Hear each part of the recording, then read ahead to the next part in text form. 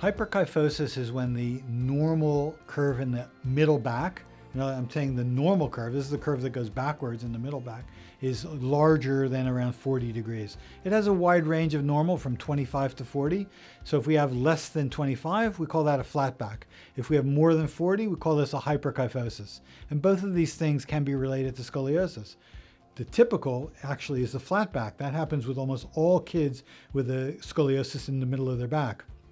Thanks for watching. I hope you found all this information helpful. Please subscribe if you'd like to have more information about scoliosis, and don't forget to hit the bell. That'll alert you whenever we publish new information. And if you've got any questions, write them in the comments field, and I'm going to make sure to address them in a future video. Thanks for watching.